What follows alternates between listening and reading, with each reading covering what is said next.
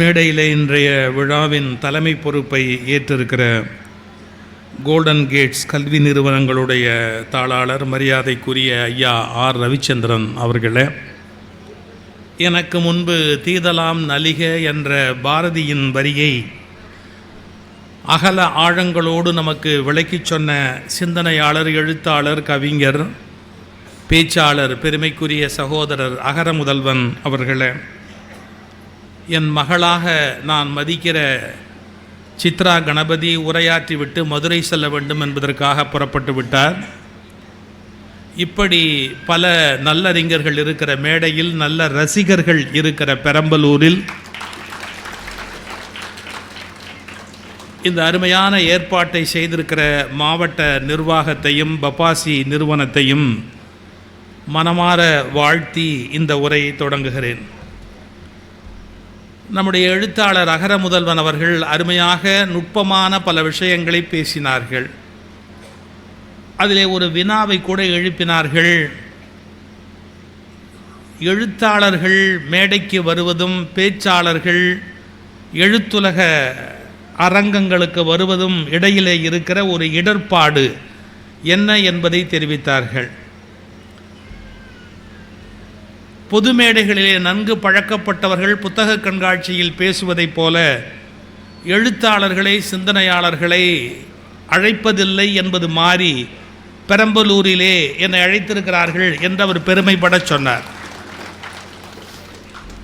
வேறொன்றுமல்ல, ஒரு சின்ன இடர்பாடு என்று அவரே ஒரு வார்த்தையை குறிப்பிட்டார். அதில் ஒரு உண்மை இருக்கிறது.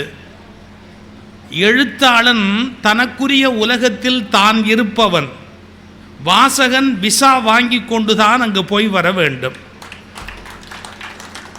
அவனுக்கென்று ஒரு உலகம். நீங்கள் வேண்டுமென்றால், அவனை புரிந்து கொள்ள வேண்டுமென்றால், அவன் உலகத்துக்கு நீங்கள் பயணப்படுவதற்குரிய பக்குவத்தோடு இருக்க வேண்டும். பேச்சாளர்கள் அப்படி அல்ல. அவரவர் உலகத்துக்குள் போய் வருகிற நாடோடிகளாக நாங்கள் வாழ்ந்து விட்டோம். எந்த மேடையிலும் எந்த ஊரிலும் இப்படி சொல்வதற்காக நான் கொஞ்சம் கூட அச்சப்படவில்லை.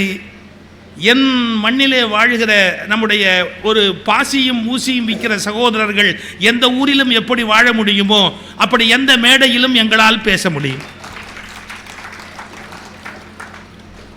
அது ஒரு வகையான வரம். ஆனால் பேச்சுக்கும் எழுத்துக்கும் பகை கிடையாது.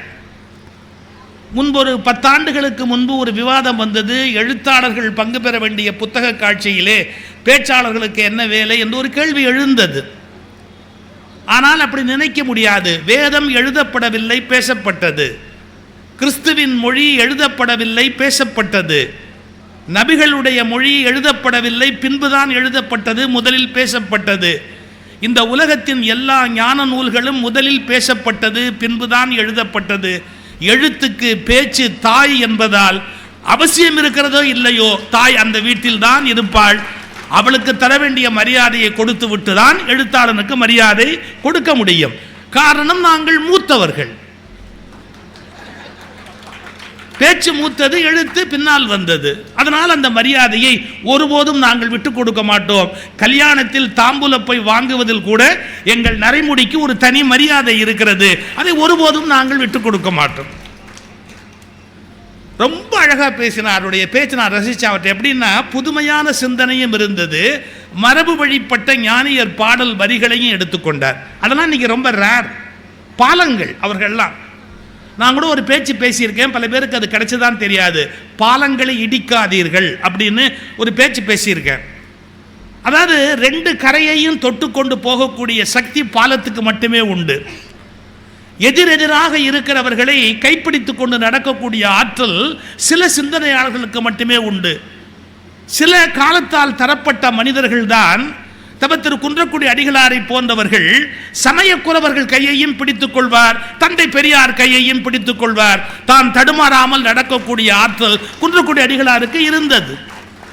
இதுபோல் எப்போதாவது ஒரு வரம் பெற்று தமிழ்தாய் பெற்றெடுக்கிற பிள்ளைகள் இரு தரப்புக்கும் இடையில் பாலமாக இருப்பார்கள். அவர்களை ஒருபோதும் இடித்து விடக்கூடாது. கட்டிடங்களை வேண்டுமானால் இடித்தால் கட்டிவிடலாம், பாலங்களை இடித்து விட்டால் பகையை சமாளிக்க முடியாது. எனவே பகை இல்லாமல் உலகம் இருக்க வேண்டும் என்றால் பாலங்கள் சிலவற்றை கடப்பதற்கு தேவைப்படுகின்றன. அந்த ஒரு வாய்ப்பு என்னுடைய வாழ்க்கையில் எனக்கு கிடைத்திருக்கிறது. சந்திக்க முடியாத இரண்டு முனைகளை சந்திக்க வைக்கிற ஒரு பாலமாகவே என் பேச்சு, என் வாழ்க்கை நீண்ட நாளமாக அப்படியே ஓடிப்போய்விட்டது. ஒரு அருமையான கவிதை சொன்னார். ஆற்றில் போய் அஸ்தி கரைக்கலாம் என்று போனால் ஆற்றுக்கு எவனோ ஏற்கனவே அஸ்தி கரைத்து விட்டான் என்ற அருமையான கவிதை சொன்னார். வேறு ஒருவர் எழுதியிருந்தார், இந்த காவிரி மணல் அள்ளி கொண்டு போகிறார்களே, அந்த அள்ளி கொண்டு போகிற லாரியை பார்த்தால் தெரியும், சொட்டு சொட்டாக தண்ணீர் சொட்டி கொண்டே போகும், அந்த லாரி முன்னாலே போகும். ஆற்றை கொலை செய்து விட்டார்கள், அந்தோ ஆறே அழுகிறதுன்னு. அழற போது கண்ணி சொட்டிக்கிட்டு தானே இருக்கும், கொலை செய்யப்பட்ட ஆறு அழுகிறது அப்படின்னு அதுக்கு ஒரு கவிஞன் அந்த அப்படியே நெஞ்ச குமுறும்படியாக அதை எழுதி காட்டினார். இந்த மாதிரி இன்னைக்கு தேவை. ஏன்னா அறம் ஒருவருக்கு ஏற்பட வேண்டும் என்றால் நல்ல இலக்கிய யுக்திகளை கையாண்டு அவர்களுக்கு நீதி, நேர்மை, முறை இவற்றையெல்லாம் விளக்க வேண்டிய கட்டாயம் நமக்கு இருக்கிறது. இன்றைக்கு எனக்கு ஒரு தலைப்பு இருக்கிறது. நான் வேறு ஒரு கோணத்தில் பேச வேண்டும் என்று நினைத்து கொண்டிருந்தேன். ஆனால் காலம், அதில் ஏற்படக்கூடிய சில கோலம், அதன் காரணமாக அந்த பேச்சின் பாணியை கொஞ்சம் மாற்ற வேண்டிய கட்டாயம் எனக்கு ஏற்பட்டிருக்கிறது. நான் ஒரு கேள்வி கேட்கட்டுமா? மனிதன் அடிப்படையாக உயிர் வாழ்வதற்கு என்ன தேவை என்று ஒரு கேள்வி கேட்டால், உணவு, அதற்கு முன்பு மூச்சுக்காற்று. பிறந்த உடனே குழந்தை சுவாசிக்கலன்னா டாக்டர் தலைகீழா திருப்பி புட்டத்தில் ஒன்று அடிக்கிறார், இல்லை எதுக்கு அடிக்க அப்படிங்க மூச்சு வந்துடும். அப்போ முதல்ல தேவை மூச்சு காற்று. ஏன்னா நுரையீரல் ஃபங்க்ஷன் பண்ண ஆரம்பிக்கணும்னா தண்ணிக்குள்ளே இருக்கிற வரைக்கும் அதுக்கு நுரையீரல் ஃபங்க்ஷன் பண்ணாது. மீன் தண்ணீருக்குள்ளே இருக்கிறதால நுரையீரல் கிடையாது. தவளை தண்ணீருக்குள்ளே இருந்து தரையில் வர்றதால அதுக்கு நுரையீரல் காற்று தேவைப்படுகிறது. அதனால் தண்ணீருக்குள்ளே இருக்கிற வரைக்கும் குழந்தை சுவாசிக்க வேண்டிய அவசியம் இல்லை. தொப்புள் கொடி வழியாகவே எல்லாம் போயிடும். வெளியே வந்தவுடனே காற்று வேணும். புட்டத்தில் ஒரு அடி அடிப்பாங்க, அப்படியே மூச்சு வரும். அதன் பிறகு அது சுவாசம் தொடங்கிவிடும். நல்ல கணக்கு பண்ணி பார்த்தா மனுஷனுக்கு உயிர் வாழ்வதற்கு என்ன வேணும்னா மூச்சு காற்று வேணும், அப்புறம் சாப்பாடு வேணும், அதுக்கப்புறம் அவனுக்கு இந்த உடம்பு வேணும் இந்த உலகத்தில் இருக்கிறதுக்கு. அப்படியே பார்த்தா 5 பூதங்களும் அத்தியாவசியமாக இருக்கும். நிலம், நீர், காற்று, ஆகாயம், மண். ஏன்னா மண் இல்லாமல் நம்ம எங்கே போய் நிற்கிறது? அதனால 5 பூதங்கள் வேணும் அப்படின்னு முடிவு பண்ணி நம்ம பெரிய மக்கள் எல்லாம் பாரிடை 5ஆய் பறந்தாய் போற்றி, கடவுளே இந்த 5 தாம்பா, பாரிடை 5ஆய் பறந்தாய் போற்றின்னு நாம் 5 பூதங்கள் தான் தேவை அப்படின்னு நினச்சிக்கிட்டு இருந்தோம். ஆனால் இப்போ நான் ரொம்ப தேடி தேடி தேடி தேடி என்னோட மூளையை போட்டு குழப்பினதுக்கப்புறம் கண்டுபிடிச்சதுக்கு 6ஆவதாக ஒன்று தேவை மனுஷனுக்கு. மனுஷன் உயிர் வாழ்வதற்கு 6ஆவதாக ஒன்று தேவை. என்ன நினைக்கிறீங்க? நிலம், நீர், காற்று, ஆகாயம் தவிர இன்னொன்று தேவை. என்ன? வேண்டிய அளவு பொய். எக்கச்சக்கமான பொய்யை திங்கணும், பொய்யை குடிக்கணும், பொய்யில் குளிக்கணும், பொய்யில் படுத்துக்கணும், பொய்யோட குடுத்தனம் நடத்தணும், பொய்யை பெற்றுக்கணும், அப்புறம் பெத்த பொய்யோட பேசணும். எல்லாமே பொய். வாழ்க்கையினுடைய கஷ்டம். நீங்க இன்னைக்கு முழுக்க நான் உண்மை பேசுவேன் முடிவு பண்ணுங்களேன், அவுட்டு. ஓட்டர் கார்டுலேருந்து உங்க பேரை எடுத்துருவோம். இன்னைக்கு மட்டும் முழுசா நான் உண்மையில் இருக்க போறேன் அப்படின்னு முடிவு பண்ணுங்க. ஒரு 2 நிமிஷம் வீட்டில் வண்டி ஓட்ட முடியாது. சார் போட்ட காப்பி நல்லா இல்லை சொல்ற தைரியம் எத்தனை பேருக்கு இருக்கு வீட்டில்? உங்க மூஞ்சி உங்க பொண்டாட்டிக்கு பிடிக்கல சொல்லக்கூடிய தைரியம் எத்தனை மனைவிக்கு இருக்கு? நம்ம குழந்தைங்க பண்ற அக்கிரமம் நமக்கு பிடிக்கல பேசுற தைரியம் எத்தனை பெத்தவனுக்கு இருக்கு? நம்மை ஆளுகிறவர்கள் செய்கிற தவறுகளை நம்மால் சகிக்கவே முடியவில்லை. எடுத்து சொல்லுவதற்கு யாருக்கு தைரியம் இருக்கு? கொஞ்சம் யோசிச்சு பாருங்க. மக்கள் தவறு செய்கிற போது தவறு அப்படின்னு சொல்லக்கூடிய ஒரு வாய்ப்பு இருக்கா? ரொம்ப பிரமாதங்க, நல்லா இருக்குதுங்க, சாப்பாடு அட்டகாசம், பிரமாதமான, வாயில வைக்க விளங்கல. என்ன பாம்பேல ஒருத்தர் பேசி முடிச்சோன்னு வீட்டுக்கு கூட்டு போறாரு. அவர் சொல்றாரு, எனக்கு ஹோட்டலில் வீடுன்னா நான் தொந்தரவு இல்லைன்னு நினைப்பேன். நான் கடிதம் எழுதும் போதே அப்பெல்லாம் எழுதுவேன், கடை உணவு கடை உணவுன்னு எழுதுவேன்.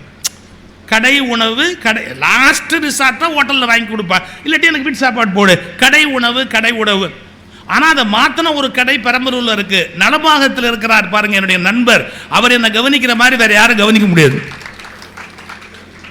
அதுதான் அவருடைய அன்பு. அது நான் வந்து அவரே நின்று பரிமாறுவார். அது ஒரு கொடுப்பன. அது சார் ஒரு வீட்டுக்கு என்ன கூட்டிகிட்டு போகிறார் சார். கூட்டிகிட்டு போகும்போதே சார் எங்கள் வீட்டில் இருக்கு பாருங்க, அவ்வளோ இட்லி போடுற மாதிரி உலகத்தில் யாருமே போட முடியாது, அவ்வளோ சாஃப்டாக இருக்கும், நீங்கள் உங்கள் வாழ்க்கையிலேயே சாப்பிட்ருக்க மாட்டீங்க. என்ன அர்த்தம் தெரியுமா? என்னை ப்ரிப்பேர் பண்ணுறார். எங்கள் வீட்டில் வந்து ஏடா கூடமாக கமெண்ட் அடிச்சிடாத, அப்புறம் என் கதி அம்போ கதியாக போயிடும் அப்படின்னு சொல்லிட்டு சார் நம்ப மாட்டீங்க சார், போய் உட்காந்து சார் டைனிங் டேபிளில், அந்த மாதிரி ஒரு மோசமான இட்லியை நான் பார்த்ததே இல்லை சார். அந்த மனுஷன் என்ன பண்ணான்னு தெரியுங்களா? அந்த இட்லியை பார்த்த உடனே ஆஹா என்னமா இட்லி பாருங்க, பிரமாதமான இட்லின்னா. நானும் ஆமான்ட்டேன். ஏன் தெரியுமா? சாப்பிட்டதுக்கு அப்புறம் பாராட்ட வாய்ப்பே இல்லை. முதல்லயே பாராட்டிட்டால் அது பரவாயில்லை அப்படின்னு நான் யோசிச்சு பார்த்தேன். ஏன் இந்த மனுஷன் நல்லா இல்லாத இட்லியை பொண்டாட்டிக்கிட்ட நல்லா இல்லைன்னு தைரியமா சொல்லலை? அவனுக்கு இன்னும் ஒரு 5 வருஷம் அமைதியாக வாழணுன்ற ஆசை இருக்கிறதால ஒரு உண்மையை சொல்றதுக்கு தைரியம் இல்லை. நான் வேடிக்கைக்கு சொல்லலை, பல விஷயங்கள் நமக்கு பிடிக்கல. சில சமயம் பெண்கள் உடுத்தி கொண்டு வருகிற ஆடையே அந்த வீட்டில் இருக்கிற அப்பாவுக்கு பிடிக்காது, சொல்ல முடியாது சார். எவ்வளோ கஷ்டப்பட வேண்டியிருக்கு இன்னைக்கு சூழ்நிலையில். பொய் பொய் பொய் பொய், எங்கே திரும்பினாலும் பொய். ஏதாவது ஒரு வகையில் இந்த பொய்களோடு சமரசம் செய்து கொள்ளுகிற வாழ்க்கை, பொய்யிலே பிறந்து பொய்யிலே வளர்ந்து பொய்யிலே மரணம் அடையக்கூடிய ஒரு வாழ்க்கை தேவையா அப்படிங்கிற ஒரு கேள்வி. அதை பற்றி ஒரு 4 சிந்தனை சொல்லி முடிச்சிடுறேன் நான். சார் பொய்ன்னு சொன்னால் வெறும் வார்த்தையால் சொல்கிற பொய் மட்டும் பொய் இல்லை சார், அதுக்கு நிறைய பேர் இருக்குது. பொய்க்கு வந்து கற்பனைன்னு ஒரு பேர் இருக்குது. ரொம்ப சொஃபிஸ்டிகேட்டட் பொய், அது நளினமான பொய். அது இதை புலவர்கள் கவிஞர்கள் கூசாமல் செய்வாங்க. கொஞ்சம் யோசிச்சு பாருங்களேன். நல்ல பாட்டு, எனக்கு ரொம்ப பிடிச்ச பாட்டு தான். ஆண்டாள் மாதிரி ஒரு அழகான கொழுந்தமிழ் ஒருத்தட்ட பார்க்க முடியாது. அவள் ஒரு கற்பனை சொல்கிறா பாருங்க. கனைத்திளம் கற்றெருமை கன்றுக்கிறங்கி நினைத்து முலை வழியே நின்று பால் சோர. இல்லை உங்களால் வந்த வேணை, ஏன்னா நீங்கள் நிறைய சமய பாடல் சொல்லிட்டீங்க. நானே 2 வருஷமாக அதெல்லாம் மறந்துட்டு உட்காந்துருக்கிறேன். இப்போ அவரை ஞாபகப்படுத்திட்டீங்க. கனைத்திளம் கற்றெருமை கன்றுக்கிறங்கி நினைத்து முலை வழியே நின்று பால் சோர. கண்ணுக்குட்டியை நினைச்சது தாய் பசுவுக்கு, தாய் எருமைக்கு அப்படியே பாலாக கொட்டுச்சுன்னா அதோட பரவாயில்ல, நிறுத்தியிருந்தா பரவாயில்ல. நனைத்து இல்லம் சேராக்கும் நற்செல்வன் தங்காய் அப்படின்னு வரும். அது வீடே அந்த பால் ஓடி சேராச்சான். நீங்கள்லாம் பார்ச்சோறு தான் கேட்டுருக்கிறீங்க. முதல்ல பார்ச்சேருன்னு ஒன்று உண்டுன்னு கண்டுபிடிச்சது ஆண்டாளம்மா மட்டும்தான். பார்ச்சோறு இல்லை, பார்ச்சேரு. அதில் கால் எக்ஸ்ட்ரா, ஆனால் இதில் கால் வைக்க முடியாது. சேத்துல கால் வைக்க முடியலையா? அந்த கனைத்திளம் கற்றெருமை கன்றுக்கு இறங்கி நினைத்து முலை வழியே நின்று பால் சோர நனைத்தில்லம் சேராக்கும் நற்செல்வன் தங்காய். அதுக்கு உரை எழுதும் போது சொன்னான், பாலாராய் பெருக கால் வைக்க வழியின்றி அந்த வீட்டு கதவை தட்டுகிற பெண்கள் நாதங்கியில் கை வைத்துக் கொண்டு காலை கீழே வைக்காமல் வெள்ளத்தில் அடித்து போவோமோ என்ற அச்சத்தோடு கதவை தட்டி எழுப்பினார்கள். உரை எழுதிட்டான். கொஞ்சம் யோசிச்சு பாருங்க. இதை விட அண்ட புழுகு ஆகாச புழுகு உண்டா? எங்கேயாவது பால் வெள்ளம் அடிச்சிட்டு போடுமோ அப்படின்னு பயப்படுற அளவுக்கு பால் ஆறா ஓடுமா? ஓடும். அந்த பொய்க்கு என்ன பேருனா கவிதைன்னு பேர். கவிஞர்கள் கொஞ்சம் பொய் சொல்லாமல் இருக்க மாட்டோம். நான் அடிக்கடி சொல்றது, அம்மா மாருங்க தாளாட்டுவீங்க, இன்னும் ஆட்டுறீங்களாம்மா தாளாட்டு? இப்பெல்லாம் நீங்க தாளாட்டுனா புள்ள சொல்லலாம், அம்மா நானே தூங்கிக்கிறேம்மா, உனக்கும் வேண்டாம் சிரமம் எனக்கும் வேண்டாம் சிரமம், விட்டுருமா. அப்பெல்லாம் தாளாட்டும் போது ஒரு வார்த்தை வரும், என்ன? குழந்தை அழுத கண்ணீர் ஆராய் பெருகி வர. காமராஜர் இருந்தா டேம் கட்டுவார்ப்பா. எங்கேயாவது புள்ள அழுத கண்ணீர் ஆறா வருமா? ஆனா கவிஞனுக்கு மட்டும் வரும். கவிஞனுக்கு அடுத்து நிரந்தர கவிஞராகிய பெற்ற தாய்க்கு வரும். அவ்வளவு மாதிரி ஒரு பயன் பார்க்க முடியுமா? குழந்தை அழுத கண்ணீர் ஆராய் பெருகி வர அதில் யானை குளித்தேற. இருக்கிறதுல பிக்கஸ்ட் அனிமல் தூக்கி உள்ளப்பட்டார். அதில் யானை குளித்தேற, குதிரை குளித்தேற, மஞ்சளுக்கு பாய்ந்து இஞ்சிக்கு பாய்ந்து வாழைக்கு பாய்கையிலே வற்றியதாம் கண்ணீரம். நல்ல வேளை, இல்லாட்டி வெள்ளங்கள்ல வந்து நாடு வீணா போய் நீங்க சொல்லுவீங்க வந்தா 1000 ரூபாய் நிவாரண நிதியாவது கிடைச்சிருக்கும், அதை போய் அனாவசியமா கெடுத்துட்டீங்க. கண்ணீர் வெள்ள நிவாரண நிதி அப்படின்னு ஒரு 1000 ரூபாய் கொடுத்துருக்கலாம் சார். இதை விட அப்பட்டமான பொய் உண்டா? ஆனா அந்த கவிதையில எவ்வளவு அழகு இருக்கு. அதனால தான் சொல்ல வர, எல்லா பொய்யுமே நம்ம விளக்க முடியாது. சில நேரங்கள் பொய் சுவையானது, அது கற்பனை என்று தனக்குத்தானே ஒரு பட்டத்தை சூட்டிக்கொள்ளும். சில நேரத்தில் மிகைப்படுத்துதல், எக்ஸாஜரேஷன், மிகைப்படுத்துதல் ஒன்று இருக்கு, அது பொய்யினுடைய இன்னொரு வடிவம். சரியா சொல்றது, அந்த சில பேர் சொல்லுவாங்க, சார் இதுவும் அதே ஆன்டிபயாட்டிக் தான், ஆனால் அதுக்கு இதுக்கு வேற ஜென்ரேஷன். அதாவது என்ன சொல்லுவாங்க தெரியுங்களா, கோத்திரம் ஒன்று தான் ஆனால் அப்பா வேறம்பாங்க. கிளை பிரிஞ்சாச்சு அண்ணன் தம்பி குடும்பத்தில், இது வேற குடும்பம் அது வேற குடும்பம்னு பிரிஞ்சிருக்கும், ஆனால் மூல ரிஷி தேடிட்டு போனால் ஒன்றா தான் இருக்கும். கோத்திரம் ஒன்று தான் ஆனால் கிளை பிரிஞ்சு பெரியப்பா பிள்ளை சித்தப்பா பிள்ளையா இருக்காங்க அப்படின்பா. அந்த மாதிரி அந்த அந்த பொய் மிகைப்படுத்துதல் கவிதையாகி அது சுவையுடையதாக இருக்கும். அந்த மாதிரி பொய்யினாலெல்லாம் உலகத்துக்கு ஒன்றும் பெரிய கெடுதல் இல்லை. நான் ஒரு வார்த்தை யூஸ் பண்ணனே, அதுக்கே என்ன பேருன்னு யாராவது யோசிச்சிங்களா? அண்ட புழுகு ஆகாச புழுகுன்னு சொன்னேன்னு. புழுகுன்னா பொய் தானே, அது என்ன அண்ட புழுகு ஆகாச புழுகுன்னு ஒரு வார்த்தையை வச்சிருக்கிறா? பெருசு அண்ட புழுகு ஆகாச புழுகு கிடையாது, அதுக்குள்ள ஒரு ஒரு பியூட்டிஃபுல் தாட் ஒளிஞ்சிருக்குது. இப்போ இதுக்கு என்ன பேர் தெரியுங்களா? அண்டம்னு பேர். பேரண்டம், பூமி, கோள்வெளி, நிலப்பரப்பு, இந்த செவ்வாய் புதன் சூரியனோட சூழ்ந்திய சூரிய குடும்பம், இதுக்கெல்லாம் அண்டம்னு பேரு. அச்சாம் பாருங்க, அண்ட புழுகு ஆகாச புழுகுன்னா இந்த அண்டமெல்லாம் எதுல இருக்குது? ஆகாசத்துல. அண்டமாவது இருக்கிற மாதிரி இருக்கும், மாறிக்கிட்டே இருக்கும், சுத்திக்கிட்டே இருக்கும். அந்த புழுகு கொஞ்சம் டாலரபிள் புழுகு. இப்ப நீங்க உட்கார்ந்துருக்கீங்கல்ல, உங்களுக்கு கீழே பூமி சுத்துதா இல்லையா? சில பேருக்கு தலையே சுத்துது. உங்களுக்கு கீழே பூமி சுத்துதா இல்லையா? சயின்ஸ் கேள்வி. நல்லா சுத்துது, அப்ப ஏன் நீங்க விழல? இந்த பூமி சுத்துது, நீங்க விழல. அதாவது அண்டத்தில் பல செயல்கள் நடக்கின்றன, அவை வெளியில் தெரிவதில்லை, அது ஒரு விதமான பொய். அண்டம் இருக்கிறது, அந்த புழுகு நமக்கு தெரிவது போல் இல்லை, உண்மை வேறாக இருக்கிறது. இது அண்ட புழுகு. அச்சாம் பாருங்க, இதுவாவது இருக்குதா? ஆகாசம்னு ஒண்ணு போனா இல்லவே இல்லை. இது இருக்கிற புழுகு, அது இல்லாத புழுகு. அண்ட புழுகு ஆகாச புழுகுன்னு ஒரு வார்த்தையை தூக்கி போட்டான்.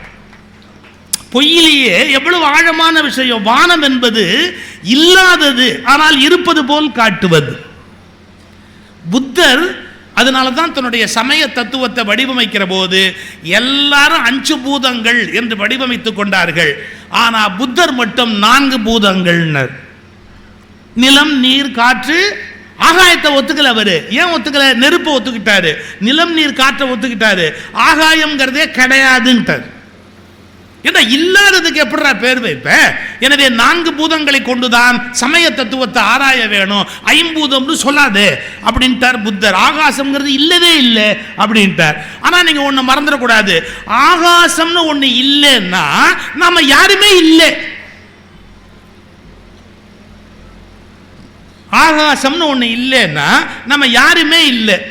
பாருங்க, இந்த ஹால்ல இந்த பந்தலுக்கு எவ்வளவு செலவு பண்ணியிருப்பாங்க? இந்த பந்தலுக்கு எவ்வளோ செலவு பண்ணியிருப்பாங்க? நான் கொடுத்த கணக்கு கேட்கல, சும்மா சொல்கிறேன்.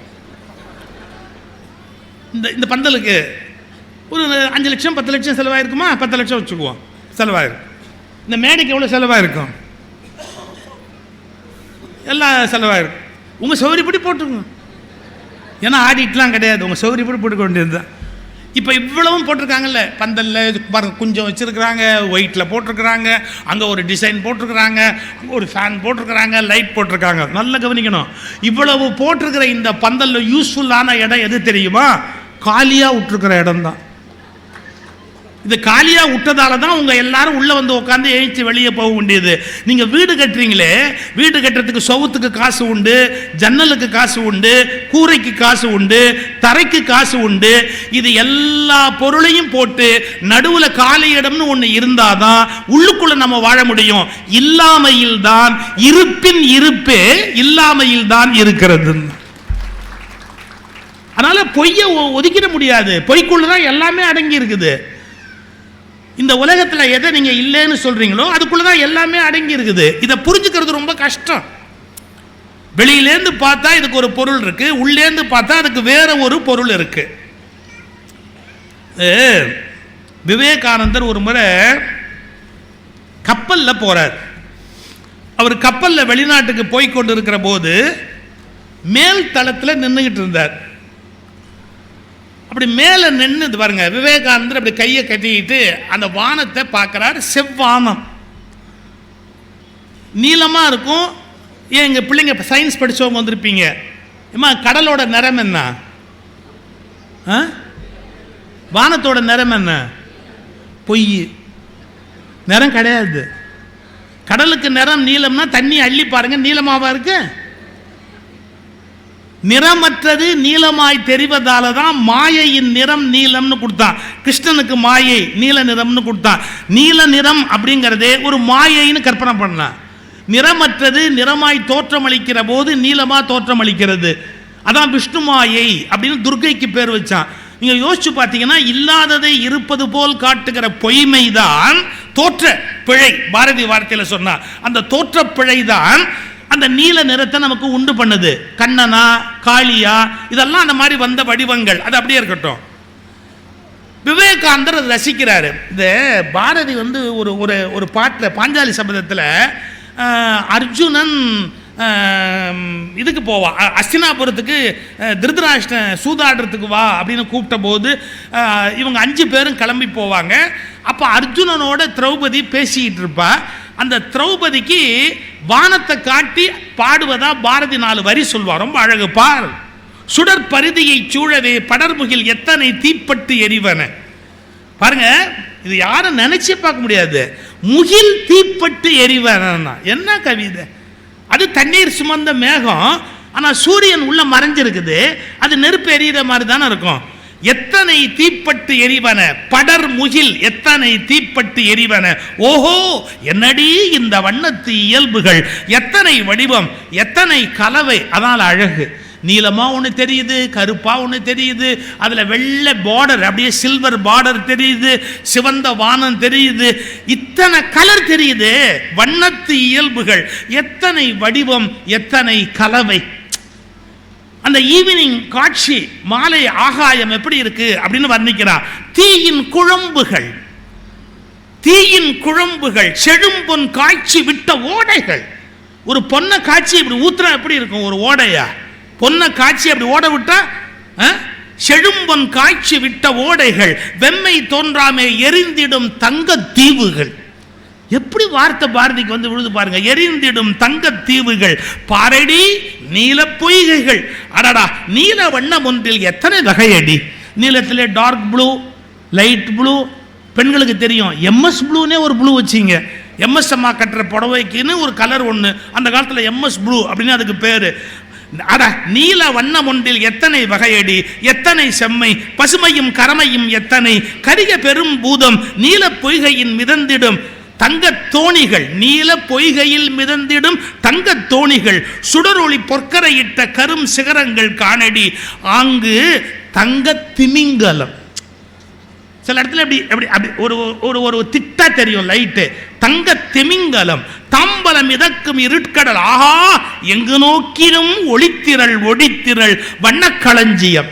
அந்த ஈவினிங் எப்படி இருக்குங்கிறத பாரதி வர்ணிக்கிறான். இப்ப இருங்க, இதை யார் ரசிச்சான்னு கேட்டா சுவாமி விவேகானந்தர். கப்பலோட மேல் தளத்தில் இருக்கிறாரு. மேல் தளத்தில் இருந்துட்டு இப்படி கையை கட்டிக்கிட்டு அந்த அழகை பார்த்துக்கிட்டு இருக்கிறார். அப்போ ஒரு ஆள் கீழே இருந்து மேலே வந்தான். வந்தவன் விவேகானந்தரை பார்த்து ஒரு கேள்வி கேட்டான். என்ன சாமியார, ஞானமா இருக்க வேண்டிய நீ இந்த மாயையை ரசிச்சுக்கிட்டு இருக்கிற? இதெல்லாம் ஃப்ராக்ஷன் ஆஃப் எ செகண்ட் மாறக்கூடியது தானே. சூரியன் மறைகிற போது ஒரு கலர் வரும், உதயமாகிற போது ஒரு கலர் வரும், அப்புறமா ஒரு நீல ஆகாயம் தெரியும். இந்த கலர்ஸ் வினாடிக்கு வினாடி சேஞ்ச் ஆகிட்டே இருக்கும்.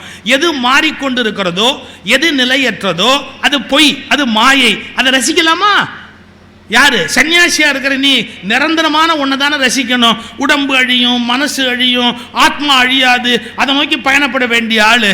அதனால விவேகானந்தரை கிண்டல் பண்ணா, என்ன நீ ஒரு மாயையை ரசிக்கிட்டு இருக்கிற, மாயையில மயங்கிட்டியா அப்படின்னு விவேகானந்தர் கேட்டார்.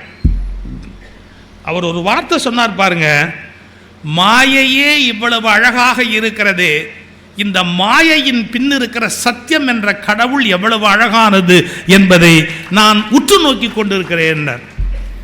இந்த மாயைக்கு பின்னால இருக்கிற ஒரு சத்தியம், நிலைத்த உண்மை.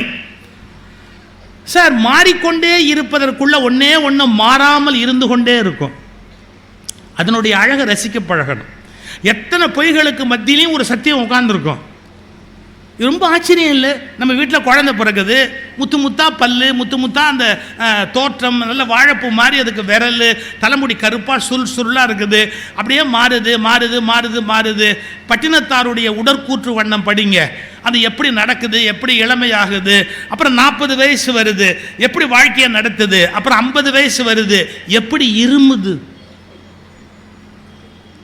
55 எப்படி பொறுமுது. 56 எப்படி உருமுது.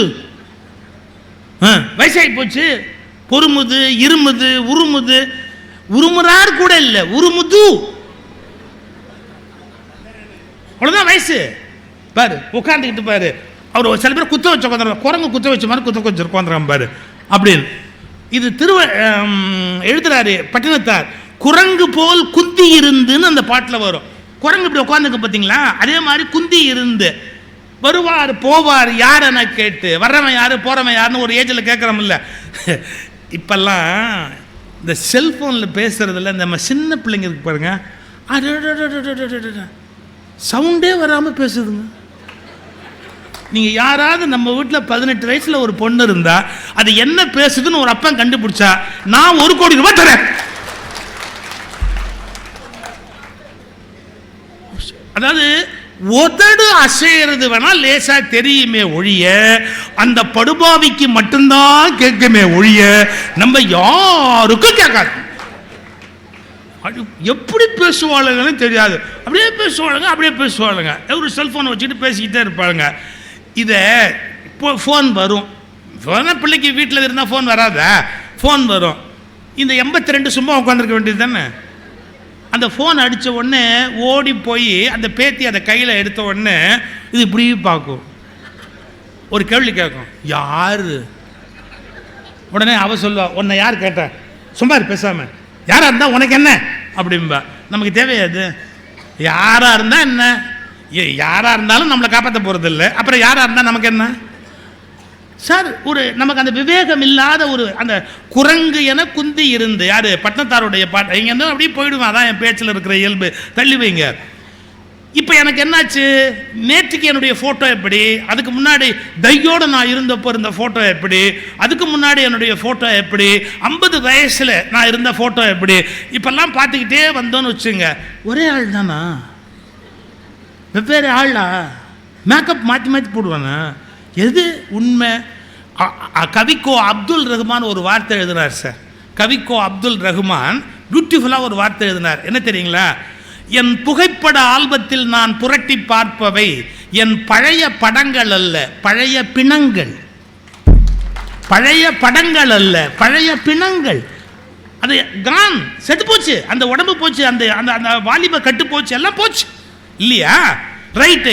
இப்படி மாறிக்கொண்டே வந்த உடம்பிலே, இத்தனை பொய்யான மாற்றங்கள் நிகழ்ந்து கொண்டே வந்த உடம்பிலே நான் மாறியிருக்கிறேன் என்று கண்டுகொண்டே வந்த ஒற்றை சத்தியம் உயிரோடு இருக்கிறது. ஒரே ஒரு உண்மை நீடிச்சுக்கிட்டு இருக்குது.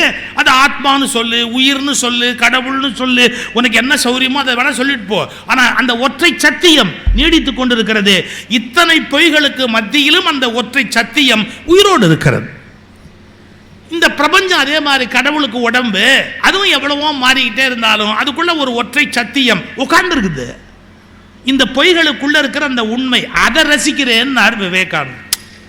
நான் மாயையை ரசிக்கலடா, இந்த மாயைக்கு பின்னால் இருக்கிற சத்தியத்தை ரசிக்கிறேன் அப்படி. பாரதிக்கு இந்திய வேதாந்தத்திலையும் ஈடுபாடு உண்டு, அதே நேரத்தில் மாடர்ன் திங்கிங்லையும் ஈடுபாடு உண்டு. பழைய உபனிஷதங்கள், வேதங்கள் இதெல்லாம் நன்கு படித்தவர் பாரதி.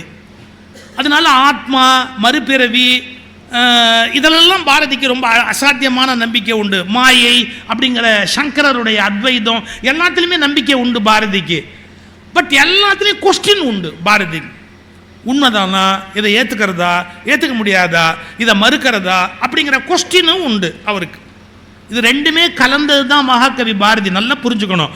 பழமையை என்டார்ஸ் பண்ணி 10 பாட்டு கிடைச்சதுன்னா பழமையை மறுதளிச்சு ஒரு 10 பாட்டு இருக்கும் பாரதி கிட்ட.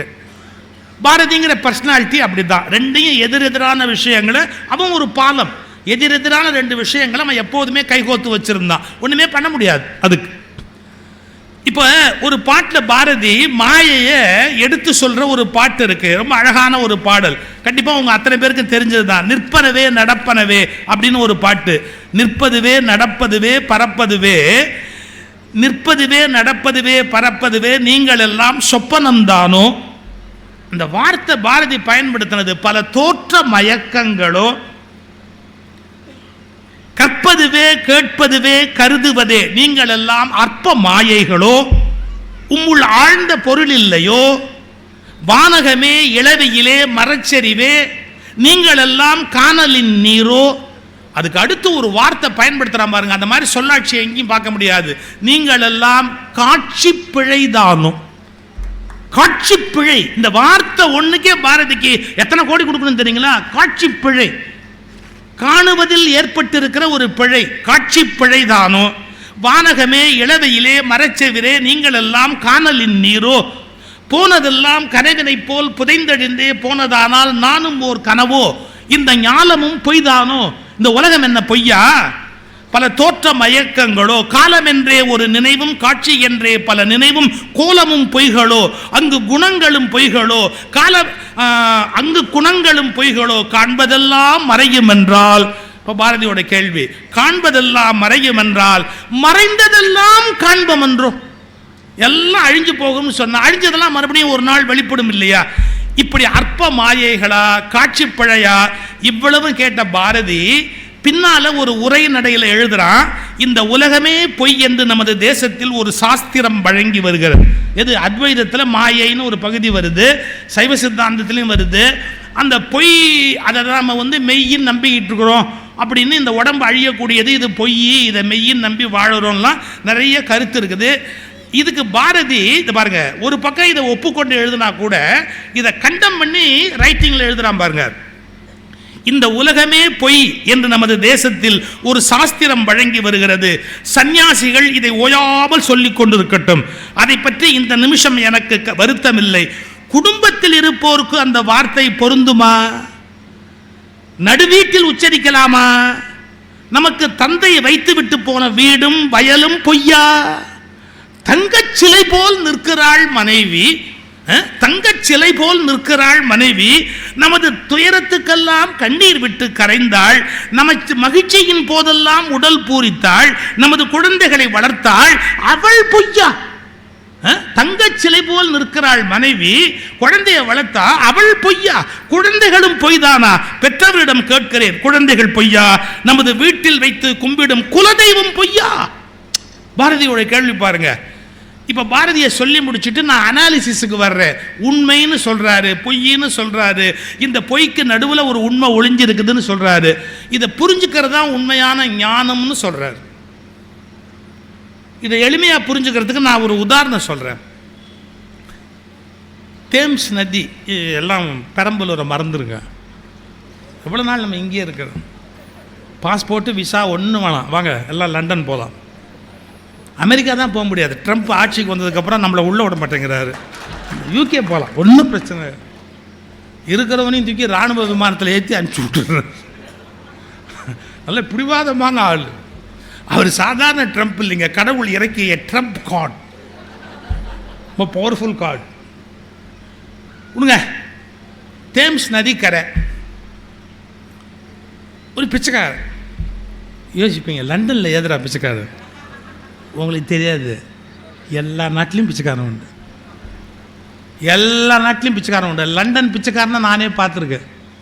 என்ன அவனோட நான் வர்த்தக ஒப்பந்தம் போடலையே ஒழிய நான் பார்த்துருக்கேன், நல்லா பார்த்துருக்கேன். அவங்க எப்படி தெரியுங்களா? பிச்சை கேட்க மாட்டாங்க, கொண்டு நெருப்பட்டி கொடுப்பாங்க. ஸ்மோக் பண்ணுறதுக்கு நெருப்பட்டி கொடுத்தா, கேண்டில் கொடுத்தா நீங்கள் காசு கொடுக்கணும். அது என்ன ஒரு 10 பைசா மதிப்புள்ள பொருள் அதை கொடுப்பான், நீங்கள் 5 ரூபா மதிப்பு கேஷை கையில் கொடுக்கணும்.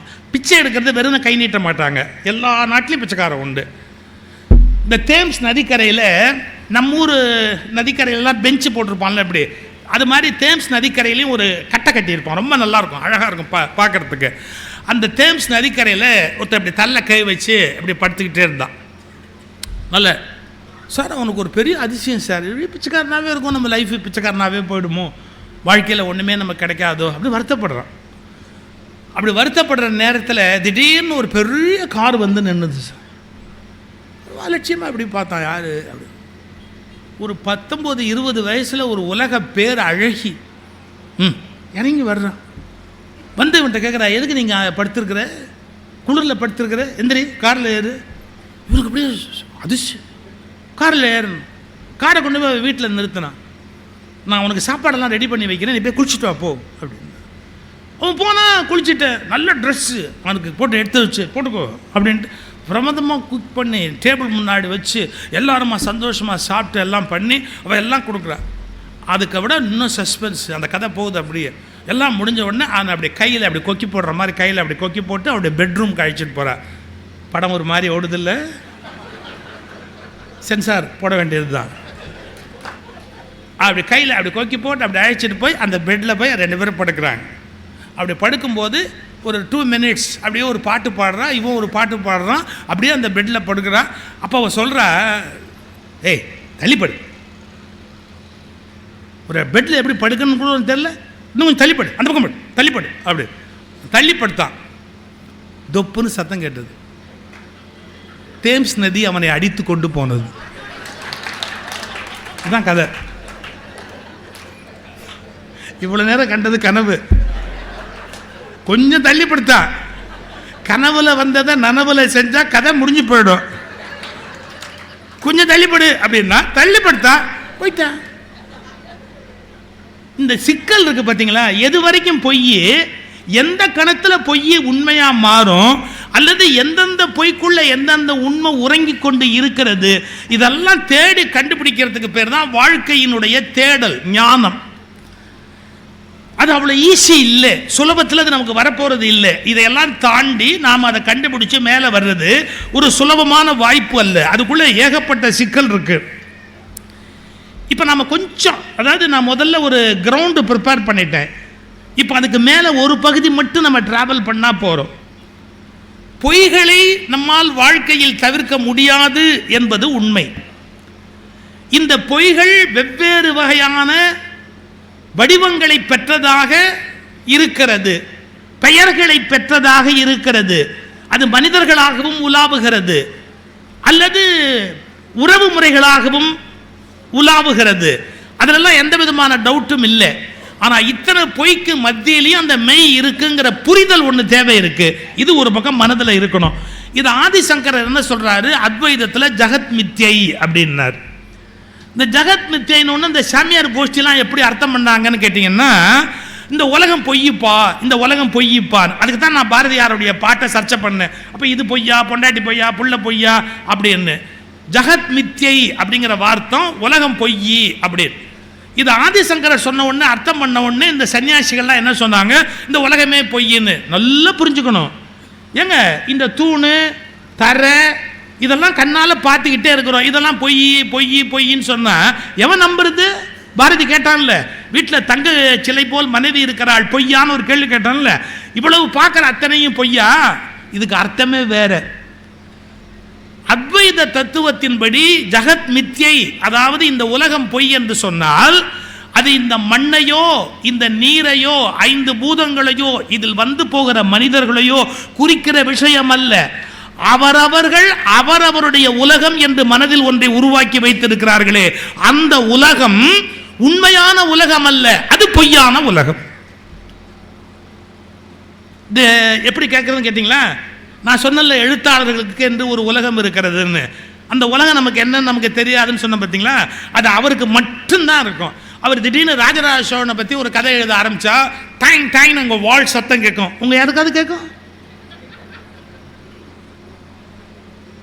அதில் குந்தவை நாச்சியார் நடந்து வருவா, உங்கள் யாருக்காவது தெரியும்?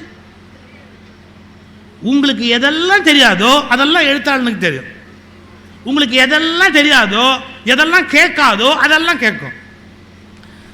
எங்கள் பேராசிரியர் ராதாகிருஷ்ணன் சொல்வார், புஸ்தகத்தை படிக்கிறான், நாவல் படிக்கிறான் ஒருத்தன்,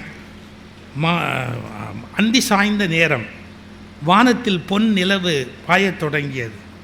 கும் என்ற மல்லிகைப்பூவின் வாசனை காற்றை துளைத்து கொண்டு நாசியை துளைக்கத் தொடங்கியது.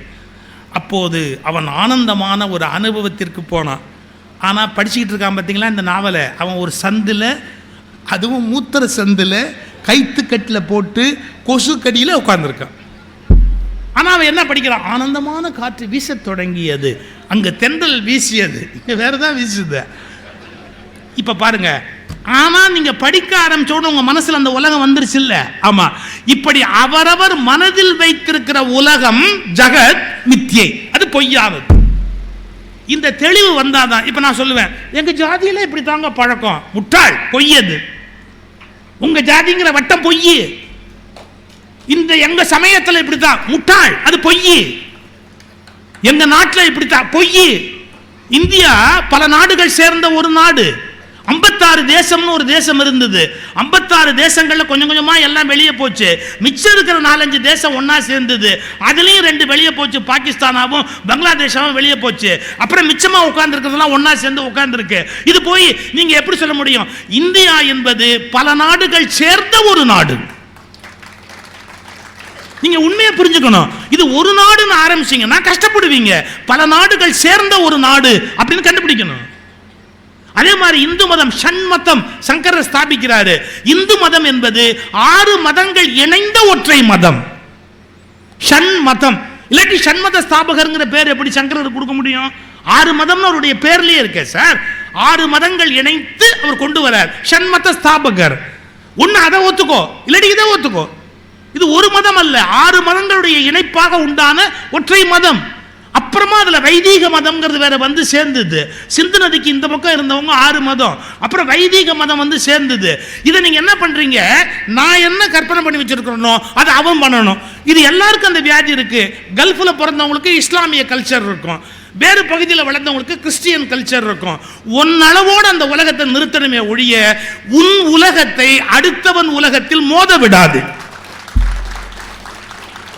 உன்னோட நம்பிக்கை எவ்வளவோ இருக்கும், இது யாரையும் காயப்படுத்த முடியாது. உன் நம்பிக்கையோட நீ சௌக்கியமா இரு, ஒண்ணுமே தப்பு கிடையாது. அவங்கவுங்க உலகம் அது, அந்த உலகத்தை எடுத்து அடுத்த ஆள் மேலே எரியக்கூடாது. இந்த தெளிவு வரணும். இந்த உலகத்தில் நாம் படித்து வைத்திருக்கிற வெவ்வேறு மன உலகங்கள் பொய்யானவை, ஜகத் மித்யை. அப்படி அதது பொய்யா இருக்கிறதால யாரும் யாரோடையும் நம்ம மோதிக்கொள்ள வேண்டிய அவசியம் இல்லை. இதுல மெய்யானது ஒன்றே ஒன்றுதான், உன்னதான அந்த பரம்பொருள், எல்லாத்துக்கும் மிச்சமா இருக்கிற அந்த ஒற்றை ஆற்றல், அவ்வளவுதான். இந்த முழு உண்மையை கண்டுபிடிச்சாச்சுன்னு சொன்னா இந்த பொய்களை கடந்து நம்ம மேலே போக தொடங்கிட்டா அது ஒண்ணுமே இல்லையே. இந்த பேருண்மையை புரிந்து கொள்வதற்கான வழிகாட்டுதலை பாரதி ட்ரை பண்றார். நிற்பனவே நடப்பனவே என்ற பாட்டில் பாரதி ட்ரை பண்றார். நீங்க எவ்வளவு கோடீஸ்வரர்கள் இந்த உலகத்தில் பிறந்து அர்த்தம் இல்லாமல் செத்து போயிட்டான். 1000 கோடி 2000 கோடி வச்சவெல்லாம் இல்லையா? எவ்வளவு 1000 கோடி 2000 கோடி வச்சிருந்தாலும் கடைசியில் ஆஸ்பத்திரியில் நம்ம ஒரு பெட்டில் ஒரு ஓரத்தில் படுத்துருக்கணும். அவ்வளோ. நீங்கள் 3 பெட்ரூமோட ரூம் கட்டினா கூட உங்களுக்கு ஒரு ரூம் தான், ஒரு ரூம்லேயும் ஒரு கட்டில் தான். கட்டில்லையும் கடைசி காலத்தில் 6 அடி மட்டும்தான். அதுக்கு அந்தாண்ட புரண்டு படுத்தாலும் விழுந்துருவோம், இந்தாண்ட புரண்டு படுத்தாலும் ஊசி குத்தும். வாழ்க்கை அவ்வளோதான். இது தெரிஞ்சிருக்குது இல்லை? நமக்கு முன்னாடி செத்தவன், நமக்கு முன்னாடி பல பேர் செத்து அவன் கோடியை எவன் அள்ளிக்கிட்டு போனாங்கிறதையும் நம்ம தான் பாத்திரம் இல்லை. நமக்கு முன்னாடி ஒரு பையன் செத்து அவன் கோடியை எவனவனோ அள்ளிக்கிட்டு போனதை நாம பார்த்துட்டு அதுக்கப்புறமா அதே முட்டாள்தனத்தை நாமளும் பண்ணுனா நமக்கு அறிவு இருக்குன்னு அர்த்தம் இல்லை. இது எல்லாமே இப்படி தாண்டா போவோம். நாம பாட்டுக்கு ஒரு நாள் வெளியில் போயிடுவோம், எல்லாமே தூக்கி. இப்போ எங்கள் வீட்டை க்ளீன் பண்ணணும்னு க்ளீன் பண்ண ஆரம்பித்தோம். எனக்கு நல்ல அதிர்ஷ்டங்க. எப்படின்னா என் பிஎல் டிகிரி போயிடுச்சு, என் பிஏ டிகிரி எலி கடிச்சிருச்சு, என்னுடைய எஸ்எஸ்எல்சி புக்கு குப்பையாக போச்சு, ஒரு மாதிரி என்னமோ ஆகி வீணாக போச்சு. அன்றைக்கி நான் பட்ட சந்தோஷம் இந்த உலகத்தில் வேறு எவனும் பட மாட்டான். என் ஒய்ஃப் கூட கேட்டாங்க, ஏங்க இதை உள்ளே வைக்க வேணாமா, அதை உள்ளே வைக்க வேணாமா. சும்மா அது இன்னும் கொஞ்ச நாள் கழிச்சு நம்மளே எடுத்து வெளியே வைப்பான். எவ்வளோ நாள்னு தெரியாது. தூக்கி எடுத்து அந்தாண்டமா அப்படி வைக்க போகிறான். வச்சா முடிஞ்சு போச்சு, அவன் வந்து போக போகிறான். இதில் என்ன பெருசாக சாதிக்க போகிறோம் உலகத்தில்? அதாவது மனிதர்கள் எது பொய் என்பதை அறிந்து அந்த பொய்யிலேருந்து தன்னை மெய்யாக்கி கொள்ள வேண்டும் என்ற அந்த உண்மைக்கு வரலையே. எவ்வளோ கஷ்டப்படுறோம். நம்ம என்ன வயசு இல்லையோ அந்த வயசை காட்ட ட்ரை பண்ணுறோம். நமக்கு முடி நிறைய வெள்ளை வந்துட்டா கூட கருப்பாக காட்டுறதுக்கு ட்ரை பண்ணுறோம். ஃபேஸில் மேக்கப் போட்டு வயசு குறைவாக காட்ட ட்ரை பண்ணுறோம். ட்ரெஸ்ஸிங்கில் வந்து நம்ம யார் உடம்பு எப்படி இல்லையோ அப்படி இருக்கிறதா காட்டுறதுக்கு நம்ம ட்ரை பண்ணுறோம். நாம் பொய்களை நேசிக்கிற அளவுக்கு உண்மைகளை நேசிப்பதில்லை. எனவே உண்மைகளை நேசியுங்கள். உண்மைகள் தான் இனிமையானவை. உண்மைகளை புரிந்து கொள்ள முயற்சி செய்யுங்கள். உண்மைகளின் மூலம் ஒரு மிகச்சிறந்த ஒரு எல்லைக்கு வருவதற்கு பாருங்கள். இது எவ்வளோ அவசியமான ஒன்று நம்ம யோசிக்கணும். நீங்கள் எவ்வளோக்குள்ள சிம்பிளாக இருக்கிறோமோ அவ்வளோக்குள்ள உலகத்தில் நல்லதுங்க. இவற்றை மனதிலே பெற்றுக்கொண்டால் அந்த ஜெகத் மித்யைங்கிற ஆழமான வார்த்தைக்குரிய அர்த்தம் என்ன என்பதை நாம் புரிந்து கொள்ள முடியும். அதன் மூலமாக ஒரு மிகப்பெரிய மாற்றத்தை வாழ்க்கையில் நம்மாலே ஏற்படுத்த முடியும் என்பதை இன்றைய சிந்தனையாக உங்களுக்கு சொல்லி, பொய்யிலே பிறந்தாலும் பொய்யிலே வளர்ந்தாலும் எது மெய் என்பதை காணும். இப்போ சொற்பொழிவு ஆரம்பிக்கும் போது மெய்யன்பர்களேன்னு வாரியார் ஆரம்பிப்பார். என்ன மெய்யன்பர்களே? மெய்யன்பர்கள்னா இந்த உடம்பை நேசிக்கிறவங்க அர்த்தமா? மெய்வாய் கண்மூக்கு செவி. நல்லா யோசிச்சா இந்த உடம்புக்கே மெய்யின்னு பேரே ஒழிய அது உண்மை இல்லைங்க. இந்த உடம்புக்கு மெய்யின்னு பேரே ஒழிய அது உண்மையா? இது அழியக்கூடியது தானே இது. அப்போ அழியக்கூடிய இந்த உடம்பை மெய்யின்னு எப்படி தமிழில் கூப்பிட்டான்? மெய்யின்னு கூப்பிடலாமா? அதுக்கு ஒரு இலக்கண குறிப்பு இருக்குது. இலக்கணம் ஒன்றும் பயந்துடாதீங்க. புலவர் கீரன் ரொம்ப அழகாக சொல்வார், சிம்பிளாக சொல்வார். தெருவில் ஒரு அம்மா விளக்குமாறு விற்றுக்கிட்டு போகுது. விளக்குமாறு விற்றுக்கிட்டு போகிறோமா, நம்ம வீட்டை தாண்டி 4 வீடு தள்ளி போயிடுச்சு. எப்படி கூப்பிடுவீங்க? எப்படி கூப்பிடுவீங்க? சரி, அந்த அம்மாவோட பேர் தெரிஞ்சு பேர் சொல்லி கூப்பிடுவீங்களா? பேர் சொல்லி நீங்கள் மட்டும் கூப்பிட்டுட்டீங்கன்னு வச்சுங்க, வீட்டில் விளக்குமாறு பிஞ்சிடும். எவ்வளோ தெருவில் போகிறா அவள் பேர் உனக்கு எப்படியா தெரியும்? யாரோ தெருவில் போகிறா அவள் பேர் உனக்கு எப்படியா தெரியும்? கேட்பாளா இல்லையா? இப்போ விளக்குமாறு பிச்சு போவது நல்ல கவனிங்க. அதுக்கு தானியாகு பெயர்னு பேர். தானியாகு பெயர்னா என்ன அர்த்தம்னு கேட்டால், ஒருவர் எதை சுமந்திருக்கிறாரோ அந்த பொருள் அவருக்கு ஆகி வரும். விளக்கை ஏத்துமா அப்படிங்கிறோம். விளக்குங்கிறது குத்து விளக்கு இல்லை, தண்டு இருக்குல்ல, அது வெங்கலம் தானே. அதில் தீபம் எரிஞ்சாதான் அதுக்கு விளக்குன்னு பேர். அதுக்கு ஏன் விளக்குன்னு பேர்? இது பாம்பா கயிறா என்று விளக்குவதால் அது விளக்கு. உங்களுக்கு புரியாததை எது விளக்குமோ அதற்கு விளக்குன்னு பேரு. நல்ல கவனிங்க. அந்த விளக்கு திரி இல்லாத போது கூட, நெருப்பே இல்லாத போது கூட, இந்த அந்த விளக்கை பார்த்து பத்திரமா விளக்கி வையே, பத்திரமா உள்ள தூக்கி வையே, அதுக்கு விளக்குன்ற பேரு. விளக்குன்னு அதுக்கு பேர் வந்தா கூட அது விளக்கு அல்ல, உள்ள இருக்கிற தீபம் தான் விளக்கு.